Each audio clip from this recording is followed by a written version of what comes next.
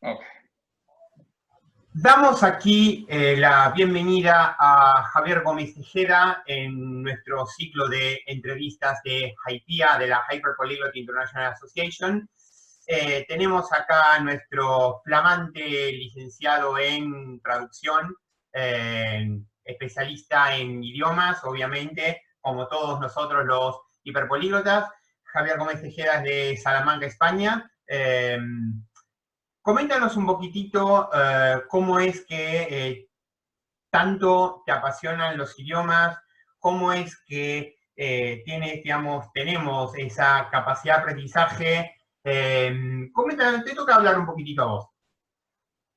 Quiero decir, lo primero de todo, agradecer a Hypia y agradecer a ti, Matías, y al doctor Usman Sohan, que me dieran la oportunidad de poder entrar a formar parte de esta asociación que para mí se ha revelado como una gran familia, como ya dije en mi entrevista con Patrick Curry de hace un mes.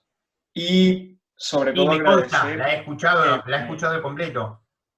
y sobre todo agradecer también que esta entrevista vaya a salir al aire justo en el día de mi cumpleaños, porque creo que es una manera, sobre todo muy clara, de unir pues mi vida personal con mi pasión por los idiomas y con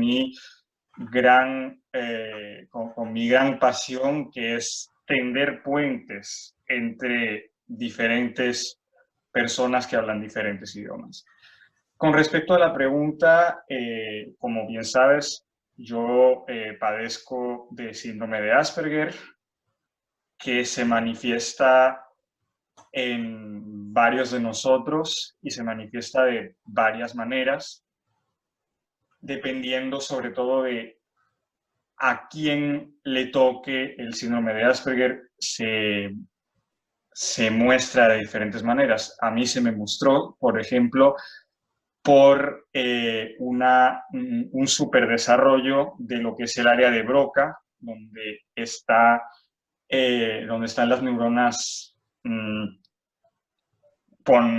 responsables del aprendizaje de idiomas y de la lectura y de la escritura. Entonces, esa parte del cerebro se me superdesarrolló, mientras que la parte del cerebro relacionada con la lógica, las matemáticas, la orientación espacial, se me desvirtuó, se me anuló prácticamente, y por eso he concentrado pues todos mis esfuerzos en el aprendizaje de idiomas y en la potenciación de este área de mi cerebro que es, sin duda alguna, la más poderosa que tengo. Y Bien. gracias al síndrome de Asperger también tengo muy buen oído, con lo cual puedo coger cualquier acento, o sea, adaptarme a cualquier acento a cualquier acento que se me presente. Por eso, en ninguno de los idiomas que domino puedo tener acento. Y esto ha sido una capacidad por la cual muchas personas en muchos países del mundo se han mostrado como ojipláticos, ¿no? Se han mostrado impresionados por la capacidad de adaptarme a hablar con su propio acento, porque esto me hace sentirme en casa en cualquier rincón del mundo. Bueno, déjame decirte algo al respecto. Yo no creo que la capacidad de hablar idiomas y la capacidad, digamos, para poder desarrollar unas virtudes más que otras tengan que ver con el síndrome de Asperger. La capacidad nuestra para los idiomas más bien tiene que ver con una condición humana. Yo, por ejemplo, hablo en estos momentos 12 idiomas, tal vez 13 idiomas, tal vez 14, de los cuales solo 6 a nivel B1 o más, los demás los hablo a nivel A2. El Nika, Hebraic, Turque, eso los hablo a nivel A2. Pero en ese sentido, todavía me falta un poquito para llegar a tu nivel. Pero más allá de esto, quiero decirte que yo tengo una buena capacidad matemática y las habilidades sociales, pues ese es un tema que se desarrolla con el tiempo. si se es necesario, se madurará más tarde de lo normal, pero la realidad es que la cuestión de aprendizaje de idiomas indudablemente tiene que ver con una condición humana y ¿De acuerdo? aún así la capacidad innata se tiene que trabajar con entrenamiento. Todos aquellos que no tenemos esa capacidad innata de aprender idiomas, la podemos seguir aún así desarrollando como un producto de muchísimo entrenamiento. Yo conozco Exacto. muchos casos de miembros de Hypia, así como también conozco casos de futuros candidatos a Hypia, en los cuales, por ejemplo, Bianca Marucci, una amiga mía brasileña, traductora, que habla 7 idiomas nivel B2 o más, y otros 3 a nivel A2, y ella hasta los 18 años no tenía planeado estudiar idiomas, y ella empezó a estudiar idiomas cuando, en un momento quedándose embarazada adolescente, se dio cuenta de que su hijo, que realmente tenía una discapacidad, tenía tenía problemas de motricidad, pero tenía problemas que tranquilamente podríamos decir de discapacidad física. Y aún así, ella aprendió idiomas para poder comunicarse mejor con su propio hijo. Porque los idiomas tienen mecanismos cognitivos y son, digamos, como sistemas lingüísticos y como, o sea, tú sabes perfectamente que los idiomas tienen un denominador común con los lenguajes de programación, con el tema de la programación neuromotora y todo eso, tú lo sabes. Entonces, a partir de ahí, ella decidió aprender idiomas para poder encontrar esos factores comunes con respecto a lo que es la comunicación y a la reeducación neuromotora, y hoy en día habla 7 idiomas fluido, y tranquilamente en cualquier momento lo vamos a tener como miembro de Hypia. Entonces, quiero que me diga, Javi, cómo es que rescatemos un poquito la importancia de estudiar idiomas para crear valor añadido. O sea, Claro. Nosotros siempre decimos que aprender idiomas implica la posibilidad de poder acceder a nuevos conocimientos, acceder a nuevas culturas y sobre todo poder, como dicen los objetivos de Hypia, mejorar el entendimiento entre los pueblos a partir de nuestra habilidad de aprender idiomas. En ese sentido, yo creo que vos tenés muchísima experiencia al respecto. Quiero que me cuentes. Claro. Entonces, para mí el hecho de tender puentes y el hecho de querer acercarme a todas las culturas que fuera posible, tiene su origen en el hecho de que, siendo yo mismo miembro de una familia que tiene tanto trato con el extranjero, tanto por trabajo como por circunstancias personales que no voy a elencar acá, la idea del extranjero como lugar geográfico, tanto como identidad personal, siempre ha estado presente en mi vida. Entonces, la pregunta que yo me hacía cuando yo aprendía un idioma o cuando yo aprendía de una cultura era, ¿cómo puedo hacer yo que esta cultura que la mayoría de la gente llama cultura extranjera, cultura que no es acercada a la mía, cultura que no es asimilable a la mía, cómo puedo asimilarla yo dentro de mí y no hacer que los que tienen esa cultura se sientan extranjeros, sino que se sientan unidos a mí, integrados en mí?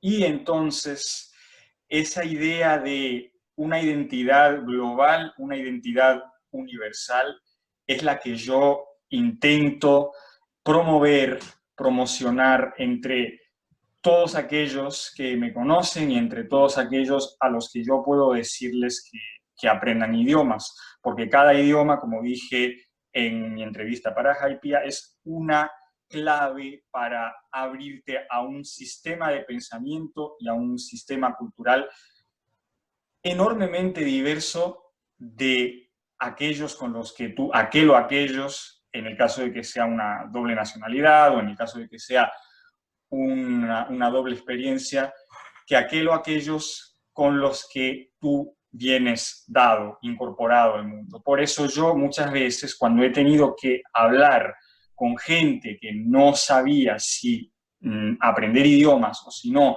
porque su familia era estrictamente monolingüe, yo les digo, si tu familia es estrictamente monolingüe o si le tienen miedo, porque también hay gente que tiene familias que le tienen miedo a que sus hijos aprendan idiomas para que no pierdan el contacto con su propia identidad. Yo les digo, si tu familia no quiso que tú aprendieras otro idioma, tú siempre tienes la llave para poder aprender ese idioma. Tú tienes que te dégager, como lo decimos en francés, separarte de tu propio, separarte de la identidad que ellos intentaron inculcarte y empezar a forjarte tu propia identidad. ¿Y qué mejor manera de forjarse su propia identidad que abriéndose puertas, abriéndose caminos?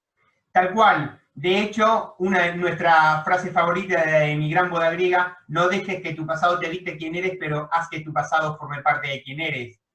Exacto. Bueno, al respecto, en ese sentido, más allá de uno tener o no doble nacionalidad, yo por ejemplo no la tengo, solo tengo la Argentina, pero dado, por ejemplo, mis bisabuelos de Polonia y Ucrania, que hablaban yiddish, que no hablaban polaco, o bueno, el conocimiento del hebreo propio de la comunidad judía, hacen de alguna manera que yo tenga, por ejemplo, una múltiple identidad. Los seres humanos lo que tenemos son una múltiple identidad, más allá de nacionalidad, ¿no? Los seres humanos tenemos esa cuestión de múltiple identidad, de pertenecer a diferentes grupos, ya sea comunitarios, como ya sea de grupos de interés, o por estudio o trabajo, y son condicionantes que te llevan a aprender idiomas y a querer comunicarte con ellos. Una de las grandes ventajas que siempre digo es que no es lo mismo decirle o no es lo mismo comunicarte con alguien en un idioma común que comunicarte con el otro en su idioma. No es lo mismo decirle, por ejemplo, a un senegalés, comment ça va, que decirle magnifique volo. O sea, no es lo mismo decirle cómo está que decirle la pasa contigo. Y por cierto, o sea, en ese sentido creo que coincides conmigo. Sí, porque cuando recuerdo la frase de Nelson Mandela, si le hablas a un hombre en una lengua que él entienda, eso se queda en su mente, pero si le hablas en su propia lengua materna, eso va a su corazón. Entonces, obviamente, yo creo que rompehielos se predispone a una mejor comunicación, la conversación se predispone de otra manera. Exacto. Yo creo que la única manera de integrar a un extranjero, integrar a una persona que no habla un idioma, sino solo el propio o los propios de su país, en nuestra propia cultura, es sobre todo hacer el esfuerzo de poder inmedecimarse, o sea, de poder estar él mismo en la cultura, de poder estar nosotros mismos en cierto grado en la cultura de la persona a la que intentamos entender. Perfectamente. A ver, yo sé perfectamente que por tu historia familiar te has vinculado con todo lo que es el turismo religioso. Y vos sabés perfectamente que, porque seguramente vos has conocido Israel y Tierra Santa y demás, vos sabés perfectamente que existe en Israel el concepto de Tarbut Siburi, la cultura pública. ¿Qué significa esto, el tema de la cultura pública? El hecho de que de repente personas no judías que visitan a Israel necesiten aprender un poquito de cultura judía para aprender hebreo, de la misma manera que aquellos que aprenden árabe necesitan aprender cultura islámica, o aquellos que aprenden griego aprenden un poquito de cultura ortodoxa griega, pues, o italiano, cultura católica. A lo que voy es que en ese sentido también a veces la religión como elementos que permiten transportar idiomas también están, digamos, vinculados a la idiosincrasia.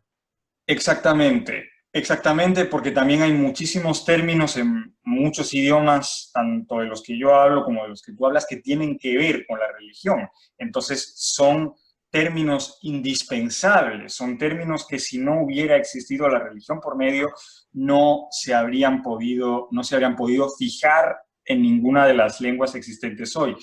Pero contando un poco mi experiencia personal, yo en Tierra Santa me sentí igualmente aceptado tanto por los cristianos árabes como por los judíos. ¿Por qué? Porque hablaba su propia lengua, hablaba sus dos lenguas. Y también, como yo tengo un vasto conocimiento, y no es por tirarme flores sobre mi propio tejado. No, es que es verdad. Es que nosotros y los polígonos tenemos un alto nivel cultural. Continúa. Como yo tengo un vasto conocimiento tanto de la cultura islámica como de la cultura judía y obviamente de la cultura católica, yo en Tierra Santa me sentía igualmente como en mi casa porque podía saber qué era lícito hacer con cada persona en cada ambiente y qué no era lícito hacer. Entonces, yo pude salir de Tierra Santa, o sea, yo entré en Tierra Santa sabiendo lo que iba a hacer, iba a un viaje de peregrinación, pero salí de Tierra Santa enteramente contento conmigo mismo porque pude adaptarme a la idiosincrasia de cualquier pueblo. O sea, guías cristianos árabes me besaban en la mano y en la cabeza porque no habían entendido a nadie, no habían conocido aún a nadie que hablase árabe como lo hablaba yo, y llevaban años haciendo guías. Personas que hablaban hebreo se quedaban impresionadas conmigo porque no era... Bueno, aunque a partir de nivel A2 uno puede más o menos conversar, nivel A2 o B1 uno puede conversar. Pero no era normal. Aún teniendo un nivel básico de idioma, ya mostrándole tu conocimiento del idioma del otro, la comunicación se predispone de otra manera. O sea, en ese sentido... Sí, pero lo que yo quería decir era que jamás había visto... lo que yo quería decir era que jamás había visto, jamás esa gente había visto a nadie que hablase su idioma con una tal corrección que pudiese sentirse como parte de ellos. Porque claro, si vos tenés un nivel básico de un idioma, sí se nota, o sea, se nota el hecho de que estás intentando adaptarte, el hecho de que estás intentando comunicarte. Pero cuando tú tienes un nivel como el que yo tenía en hebreo, no en árabe, porque el árabe lo tengo bastante oxidado, por así decir, pero en hebreo, cuando vos tenés ese nivel y cuando vos haces una demostración de fluidez como la que yo hacía, la gente se lleva las manos a la cabeza y lo primero que te dice es, sos un genio.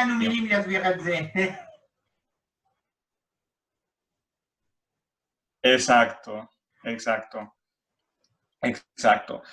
Y la experiencia en Tierra Santa fue una experiencia bastante enriquecedora, porque en Tierra Santa yo pude encontrar a gente pues, que hablaba tanto español como hebreo, como árabe, como griego, y gracias a mi conocimiento de esos idiomas, yo pude sentirme parte de ese mosaico cultural que es la Tierra Santa, la Tierra Prometida, como dirían los judíos.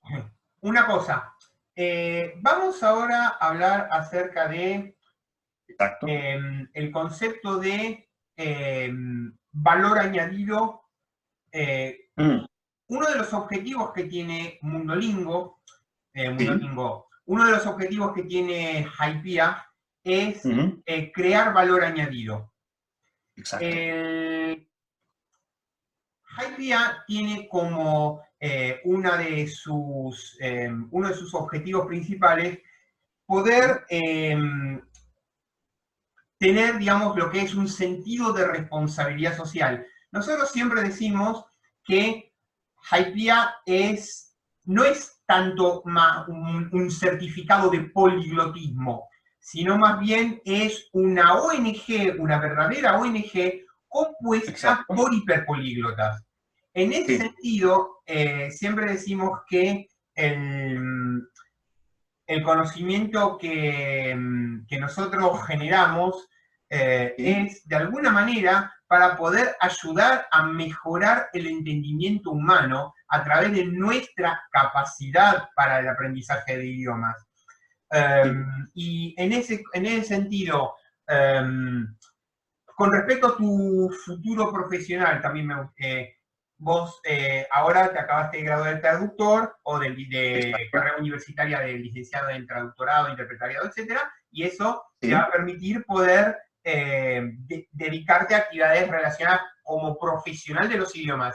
Evidentemente, considerás que, obviamente, el profundo conocimiento cultural asociado a cada idioma que aprendes te va a Sí. ayudar muchísimo a la hora de poder entender contexto, pragmática.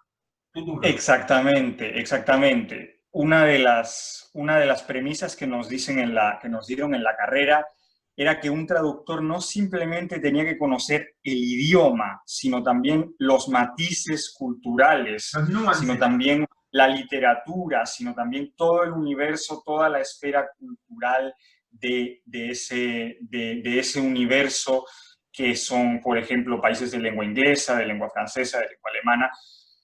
Yo considero que tengo un valor añadido porque yo a lo que quiero dedicarme es a la traducción de lenguas minoritarias. ¿Qué quiero decir? Lenguas que no tienen un cupo fijo de traductores, lenguas que no son tan bien conocidas por el resto de la gente, como por ejemplo italiano, portugués, también griego, también turco, porque yo quiero salir del universo de inglés, francés y alemán, que parece ser lo que monopoliza ahora mismo el ámbito de la traducción.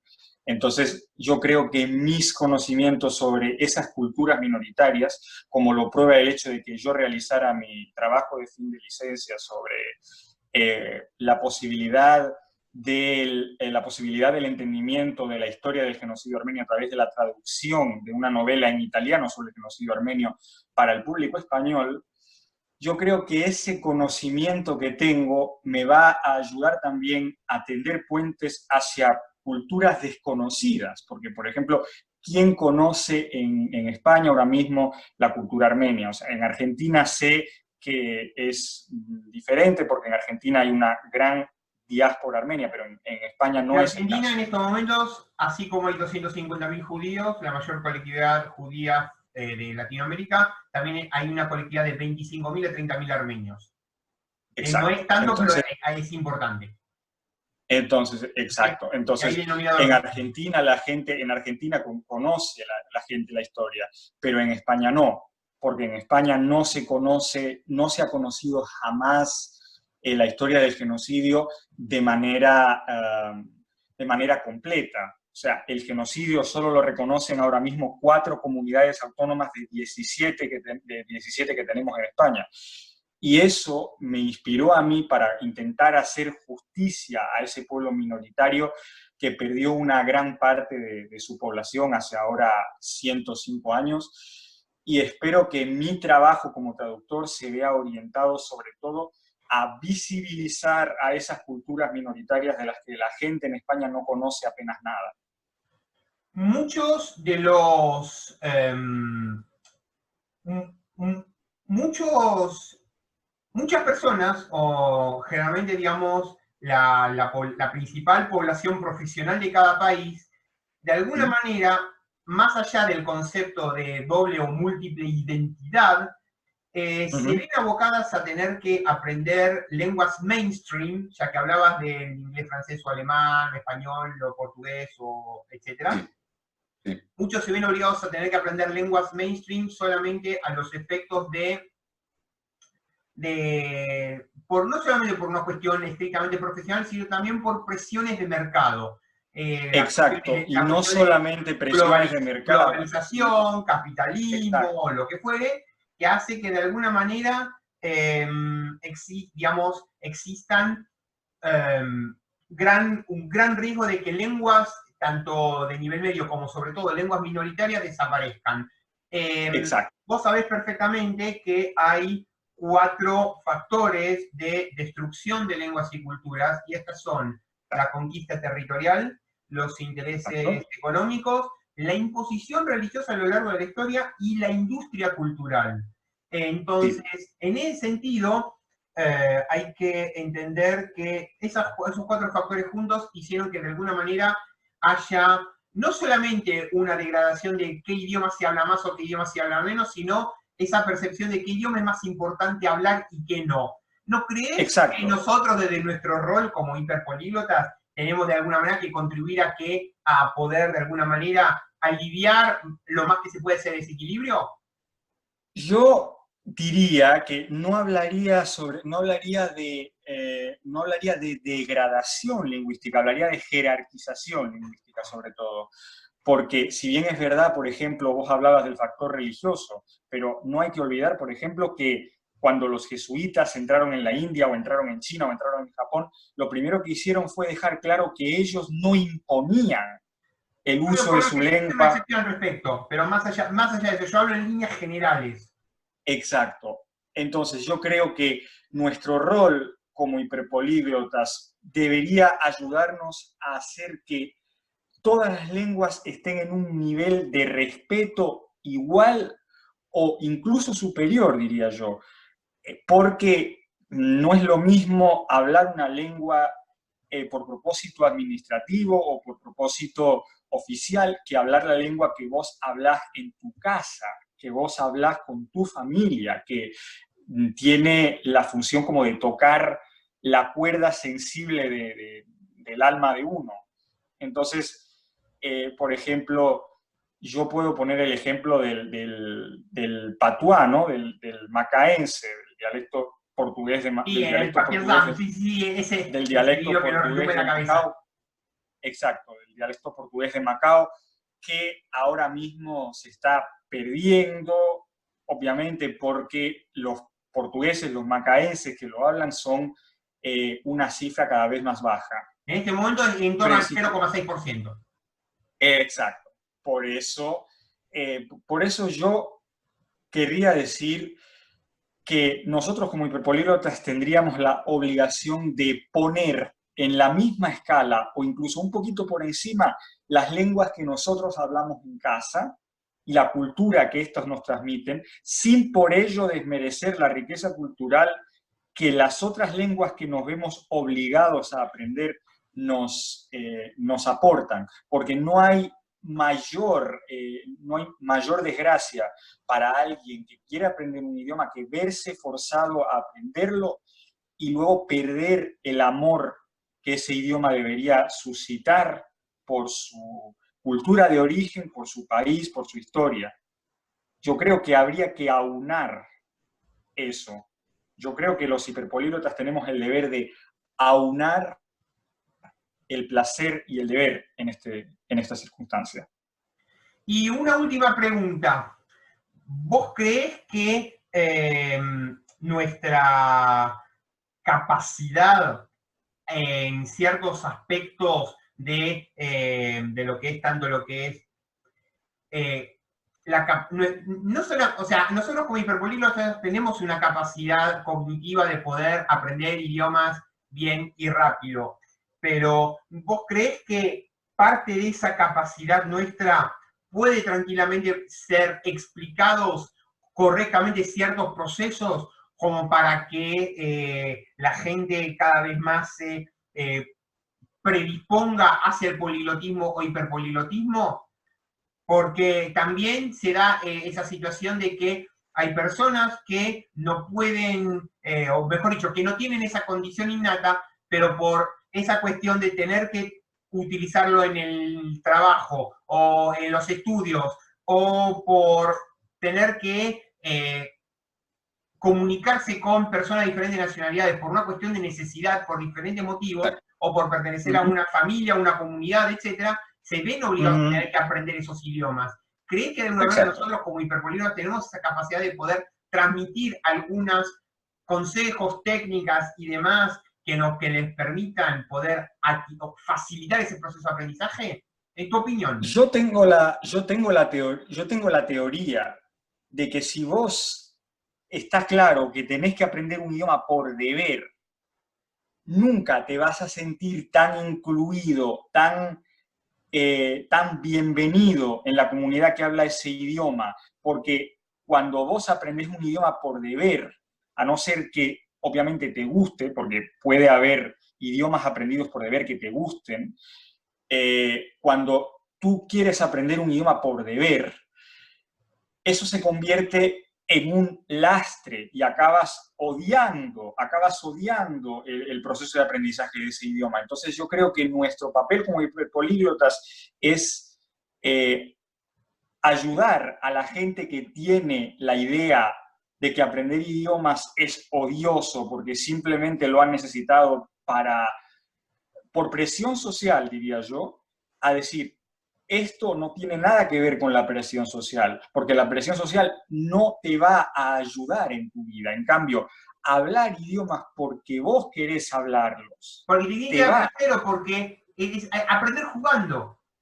Exacto, exacto. Aprender idiomas así sí que te va a ayudar, porque si no querés aprender un idioma y te ves obligado a aprenderlo, obviamente luego vas a acabar perdiendo la fluidez, perdiendo el command del idioma que tú te has visto obligado a aprender. Mientras que si lo aprendes jugando, si lo aprendes en continuo contacto con gente que lo habla, en continuo contacto con gente que comparte esa identidad, va a llegar un momento en el que ese idioma va a formar parte de vos y vos vas a ver que tienes las puertas totalmente abiertas y en ese momento es cuando no te vas a querer marchar, sino que vas a querer aprender cada vez más de la cultura que recibís.